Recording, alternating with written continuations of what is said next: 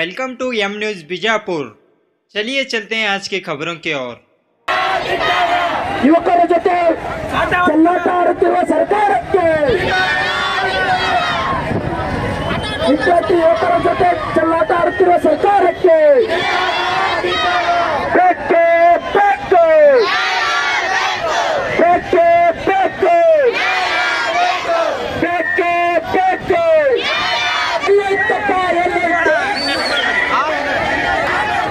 ಮಾಡ್ಕೊಂಡ್ರಪ್ಪ ಮಾಡ್ಕೊಂಡ್ರು ಎಲ್ಲ ಇತ್ತಪ್ಪ ಎಲ್ಲ ಇತ್ತು ಎಲ್ಲ ಇತ್ತಪ್ಪ ಎಲ್ಲ ಇತ್ತು ಮಾಡ್ಕೊಂಡ್ರಪ್ಪ ಮಾಡ್ಕೊಂಡ್ರು ಬೇಕೇ ಬೇಕು ಜೈಪುರ ನಗರದಲ್ಲಿ ಜೈಪುರ ಜಿಲ್ಲೆಯಲ್ಲಿ ಇರ್ತಕ್ಕಂಥ ಎಲ್ಲ ಸಾವಿರಾರು ಜನ ವಿದ್ಯಾರ್ಥಿ ಯುವಜನ ಸೇರಿಸಿ ದಲಿತ ವಿದ್ಯಾರ್ಥಿ ಪರಿಷತ್ ನೇತೃತ್ವದಲ್ಲಿ ರಾಜ್ಯ ಸರ್ಕಾರದ ವಿರೋಧ ಇವತ್ತು ಹೋರಾಟ ಮಾಡ್ತಾ ಇದ್ವಿ। ನಮ್ಮ ಬೇಡಿಕೆಗಳಿಷ್ಟೇ, ರಾಜ್ಯ ಸರ್ಕಾರ ಕೂಡಲೇ ಖಾಲಿ ಇರುವಂತಹ ಒಂದು ಉದ್ಯೋಗಗಳು ಏನಿದೆ ಸರ್ಕಾರಿ ಉದ್ಯೋಗಗಳು ಅವೆಲ್ಲವನ್ನ ಭರ್ತಿ ಮಾಡಬೇಕು।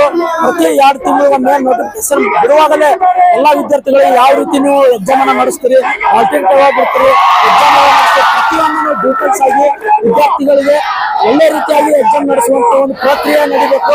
ಮತ್ತೆ ಎಷ್ಟೋ ಜನ 3-4 ವರ್ಷಗಳಿಂದ ಓದ್ತಾ ಇದ್ದಾರೆ, ಸರ್ಕಾರಿ ಉದ್ಯೋಗ ಸಿಗದೆ ಅವರ ಒಂದು ಏಜ್ ಲಿಮಿಟ್ ಕೂಡ ಕ್ರಾಸ್ ಆಗಿದೆ। ಅಂತ ವಿದ್ಯಾರ್ಥಿಗಳಿಗೆ ಏಜ್ ಲಿಮಿಟ್ ಅನ್ನ ಜಾಸ್ತಿ ಮಾಡ್ಬೇಕು ಅನ್ನೋ ಬೇಡಿಕೆ ಮೂಲಕ ನಾವು ಇವತ್ತು ಹೋರಾಟ ಮಾಡ್ತಾ ಇದ್ವಿ। ಈ ಹೋರಾಟಕ್ಕೆ ಸ್ಪಂದಿಸಿ ರಾಜ್ಯ ಸರ್ಕಾರ ಇವತ್ತು ನೂರಾರು ಸಾವಿರಾರು ಲಕ್ಷಾಂತರ ವಿದ್ಯಾರ್ಥಿಗಳು ಇವತ್ತು ಭವಿಷ್ಯದ ಜೊತೆ ಆಟವಾಡೋದನ್ನ ಬಿಟ್ಟು ಅವರಿಗೆ ಉದ್ಯೋಗಗಳನ್ನು ನೀಡಿ ಅವರ ಭವಿಷ್ಯತ್ತಿಗೆ ಏಳಿಗೆಯಾಗುವಂತ ವಿಚಾರದಲ್ಲಿ ತಾವು ಇರಬೇಕಂತ ಹೇಳಿ ನಾವು ಅವರಿಗೆ ಎಚ್ಚರಿಸಲಿಕ್ಕೆ ಇಷ್ಟಪಡ್ತಾ ಇದ್ವಿ। ಮುಂದಿನ ದಿನಮಾನಗಳಲ್ಲಿ ಏನಾದ್ರೂ ಅವರಿಗೆ ನೌಕರಿ ಕೊಡ್ಲಿಲ್ಲಪ್ಪ ಅಂತಂದ್ರೆ ನಾವು ಇನ್ನೂ ದೊಡ್ಡ ಪ್ರಮಾಣದಲ್ಲಿ ವಿಧಾನಸೌಧನ ಮುತ್ತಿಗೆ ಹಾಕುವ ಮೂಲಕ ನಮ್ಮ ಹೋರಾಟವನ್ನ ಆಗ್ರಹಿಸ್ತೀವಿ ಅಂತೇಳಿ ಇನ್ನೂ ಹೆಚ್ಚಿನ ದೊಡ್ಡ ಹೋರಾಟವನ್ನು ಮಾಡ್ತೀವಿ ಅಂತೇಳಿ ಅವ್ರಿಗೆ ಎಚ್ಚರಿಕೆ ನೀಡ್ತಾ ಇದ್ದೀನಿ।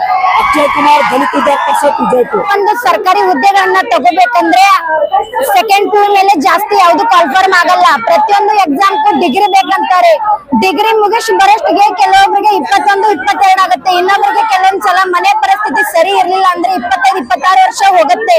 ಅದೇ ಡಿಗ್ರಿ ಮುಗಿಸಿ ಎಕ್ಸಾಮ್ಗೆ ಅಪ್ಲಿಕೇಶನ್ ಹಾಕ್ಬೇಕಂದ್ರೆ ಮತ್ತೆ 1-2 ವರ್ಷ ಹೋಗುತ್ತೆ।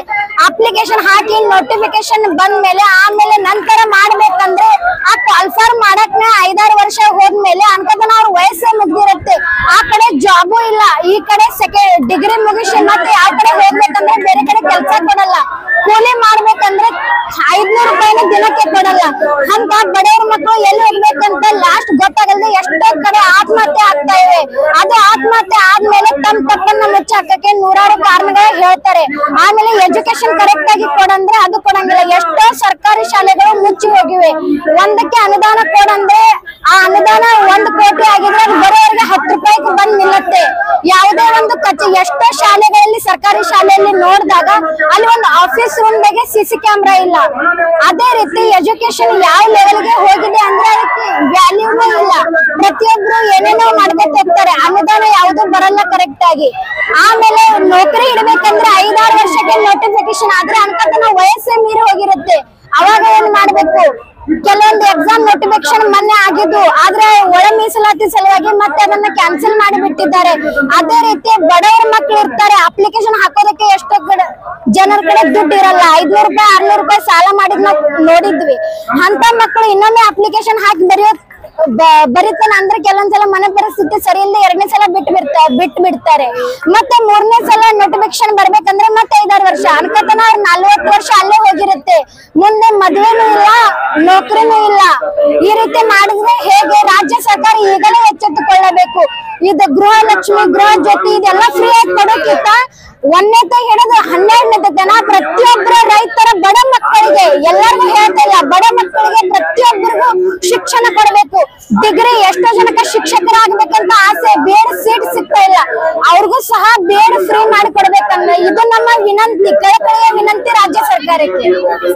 ಎಷ್ಟೋ ಬಡ ಮಕ್ಕಳು ಊರ್ ಬಿಟ್ಕೇಶಿ ಇಲ್ಲಿ ಬಂದು ಕೆಲಸ ಮಾಡ್ಕೋತಾ ಕೂತಿರ್ತಾರ, ಓದ್ಬೇಕಂತ ಬಂದಿರ್ತಾರ, ಅವ್ರ ಫೀಸ್ ಅದೆಲ್ಲ ಕಟ್ಕೊಂತ ಹಗಲು ರಾತ್ರಿ ಅಂತೆ ಕಷ್ಟಪಟ್ಟು ಬಿಟ್ಟು ಓದಾತಾರ। ರಾಜ್ಯ ಸರ್ಕಾರ ವಿನಂತಿ ಏನಂತಂದ್ರ ಎಷ್ಟೋ ಬಡ ಮಕ್ಳು ಇಲ್ಲಿ ಬಂದು ಓದಾಕತ್ತಾರ, ಅವ್ರು ಆದಷ್ಟು ಬೇಗ ಉದ್ಯೋಗಗಳನ್ನ ಖಾತ್ರಿ ಮಾಡ್ಬೇಕಂತ ವಿನಂತಿಸ್ಕೊಳ್ತೀವಿ। ಮುಖ್ಯಮಂತ್ರಿ ಸಿದ್ದರಾಮಯ್ಯ ಹತ್ರ ಏನಂತಂದ್ರ ಈ ಗೃಹಲಕ್ಷ್ಮಿ ಮತ್ತ ಯುವ ನಿಧಿ ಅವೆಲ್ಲ ಅವಶ್ಯಕತೆ ಇಲ್ಲ. ಇದು ಸಾರಿಗೆ ವ್ಯವಸ್ಥೆ ಯಾವ ಅವಶ್ಯಕತೆ ಇಲ್ಲ. ಎಲ್ಲಿಂದ ಅಂದ್ರೆ ವಿದ್ಯಾರ್ಥಿಗಳಿಗೆ ಅವಕಾಶ ಮಾಡ್ಕೊಳ್ಳಿ. ಎಷ್ಟೋ ಸ್ಪರ್ಧಾರ್ಥಿಗಳಿಗೆ ಉದ್ಯೋಗಗಳನ್ನ ಬಿಡುಗಡೆ ಮಾಡ್ಬೇಕಂತ ವಿನಂತಿಸ್ಕೊಳ್ತೀನಿ. ಬಸಮ್ಮ ಅಂತ यहाँ जमा हुए तमाम विद्यार्थी औरतें होंगे या मर्द होंगे, तमाम हजरात एक आवाज लेके आए हैं कि उनको उद्योग 2 साल से यहाँ कर्नाटक सरकार में नहीं दे रहे हैं। इसके लिए उद्योग बोल के ये जो मांग कर रहे हैं, इसको हमारी कर्नाटक सरकार सुनकर इनकी आवाज को खामोश करने की कोशिश करे और इनको उद्योग दे, क्योंकि उद्योग ना देने से ये उद्योग की आवाज और बढ़ती रहेंगी। इसके लिए हम सरकार से अनुरोध करते हैं कि जल्द से जल्द उद्योग का काम करे और इनको जो इनकी मांग है इनकी पूरी करे। ऐसे हम मेरी आवाज कर्नाटक सरकार से है। जय हिंद, जय कर्नाटक।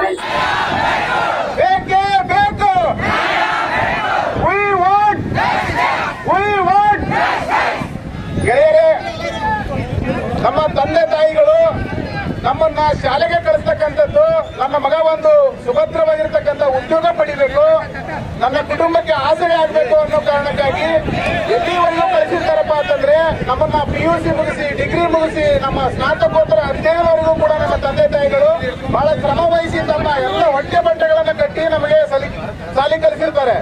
ಆದ್ರೆ ಸಾಲಿ ಕಲಿಸಿರ್ತಕ್ಕಂಥ ನಮ್ಮಗಳಿಗೆ ಒಂದು ಉದ್ಯೋಗ ಸಿಗ್ಲಿಲ್ಲ ಅಂತಂದ್ರೆ ಸಂಕಟ ಆಗೋದು ನಮ್ಮ ತಂದೆ ತಾಯಿಗಳಿಗೆ, ನಮಗೆ ಲಾಸ್ ಆಗೋದು ನಮ್ಮ ಸಮುದಾಯಕ್ಕೆ ಮತ್ತು ನಮ್ಮ ಕುಟುಂಬಕ್ಕೆ. ಅದನ್ನ ಸರ್ಕಾರಗಳು ಅರಿವಿಲ್ಲ, ಸರ್ಕಾರಗಳು ತಿಳಿದುಕೊಳ್ಳಲ್ಲ ಅಂತಂದ್ರೆ ಇನ್ನು ನಾಚಿಕೆಟ್ಟ ಸರ್ಕಾರಗಳು ಎಷ್ಟಿದ್ರೇನು, ಯಾರು ನಾಯಕರಿದ್ರೇನು. ಕೆಳಗಡೆ ನಮ್ಮ ತಂದೆ ತಾಯಿಗಳ ಮುಖವನ್ನು ಒಂದು ಸರಿ ನೆನಪಿಸ್ಕೊಳ್ಳಿ ಗೊತ್ತಾಗ್ತದೆ. ನಮ್ಮನ್ನ ಕಳಿಸ್ಬೇಕಾದ್ರೆ ಕೋಚಿಂಗ್ ಆಗಿರ್ಬೋದು, ಶಾಲೆಗಾಗಿರ್ಬೋದು, ಅವರು ಒಂದು ಆಸೆ ಇಟ್ಕೊಂಡು ಕಳಿಸಿರ್ತಾರೆ, ನನ್ನ ಮಗನಿಗೂ ಕೂಡ ಒಂದು ಉದ್ಯೋಗ ಸಿಗ್ತದೆ ಅಂತ ಹೇಳಿ. ಆ ಉದ್ಯೋಗ ಸಿಗ್ತದೆ ಅನ್ನೋ ಕಾರಣಕ್ಕಾಗಿ ನಾವು ಒಂದು ಅಧ್ಯಯನ ಮಾಡ್ತಾ ಇರ್ತೀವಿ, ಓದ್ತಿರ್ತೀವಿ, ತರಬೇತಿಯನ್ನು ಪಡಿತಾ ಇರ್ತೀವಿ. ಆದ್ರೆ ತರಬೇತಿ ಪಡೆದ ಸಂದರ್ಭದಲ್ಲಿ ನಮಗೊಂದು ಕಾಲ್ಫಾರ್ಮ್ ಇಲ್ಲ, ಒಂದು ಏನಪ್ಪಾ ಅಂತ ನೇಮಕಾತಿಗೆ ಸಂಬಂಧಪಟ್ಟ ನೋಟಿಫಿಕೇಶನ್ ಇಲ್ಲ ಅಂತಂದ್ರೆ ಇದು ಯಾರಿಗೆ ಅನ್ಯಾಯ ಆಗ್ತದೆಪ್ಪ ಅಂತಂದ್ರೆ ಎಲ್ಲ ಯುವಜನರಿಗೆ ಅನ್ಯಾಯ ಆಗ್ತದೆ, ಎಲ್ರಿಗೂ ಕೂಡ ತೊಂದರೆ ಆಗ್ತದೆ. ಆ ಕಾರಣಕ್ಕಾಗಿ ಬಂಧುಗಳೇ, ನಾವೆಲ್ಲರೂ ಕೂಡ ಉದ್ಯೋಗ ಬೇಕು ಅನ್ನೋ ಕಾರಣಕ್ಕಾಗಿ ನಾವು ಹೋರಾಟವನ್ನು ಪ್ರಾರಂಭ ಮಾಡಬೇಕಾಗ್ತದೆ. ಎಲ್ಲಿವರೆಗೂ ನಾವು ಸುಮ್ಮನೆ ಕುಳಿತುಕೊಳ್ತೀವೋ ಅಲ್ಲಿವರೆಗೂ ಅವ್ರು ಯಾರು ಕೂಡ ನಮಗೆ ಉದ್ಯೋಗ ಕೊಡಬೇಕು ಅಂತಕ್ಕಂಥ ಆಲೋಚನೆ ಕೂಡ ಮಾಡಲ್ಲ.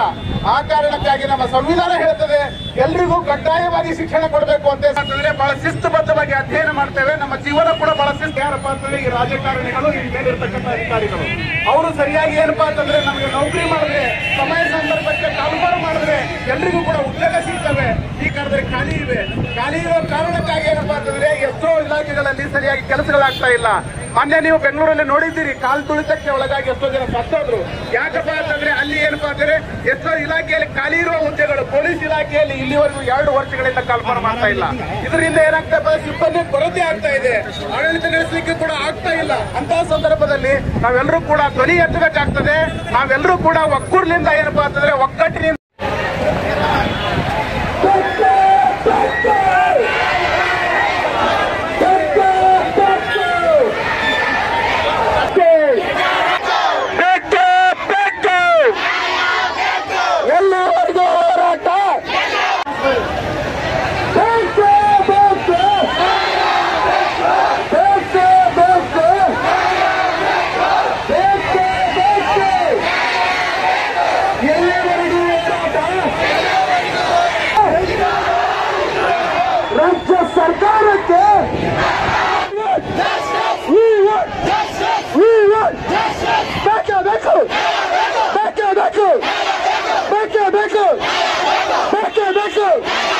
ಎಲ್ಲಿವರೆಗೂ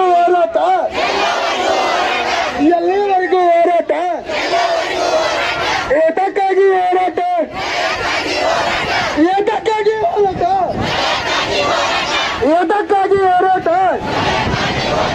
ಉದ್ಯೋಗ ಕೊಡಿ, ಕುರ್ಚಿ ಖಾಲಿ ಮಾಡಿ, ಉದ್ಯೋಗ ಕೊಡಿ, ಕುರ್ಚಿ ಖಾಲಿ ಮಾಡಿ.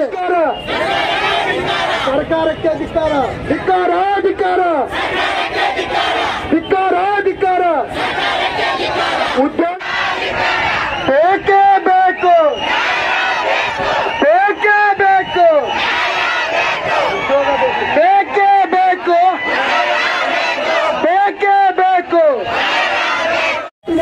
ಯಾಕಪ್ಪ ಅಂತಂದ್ರೆ ಎಲ್ಲ ನಮ್ಮ ವಿದ್ಯಾರ್ಥಿ ಯೋಜನೆಗೆ ನೌಕರಿ ಸಿಗಬೇಕು. ನಮ್ಮ ಕಷ್ಟ ಸರ್ಕಾರಕ್ಕೆ ಯಾರು ಹೇಳ್ಕೊಡ್ಬೇಕು, ಯಾರು ಏನು ಮಾಡೋದು ದಯಮಾಡಿ ಎಲ್ಲಿಯ ಪರವಾಗಿಲ್ಲ, ಬಂಡವಾಳಶಾಹಿಯ ಪರವಾಗಿಲ್ಲ. ಈ ದೇಶದಲ್ಲಿ ಪ್ರತಿದಿನ ಕೂಡ ಅದೆಲ್ಲರೂ ಕೂಡ ಕೈ ಹಿಡಿದು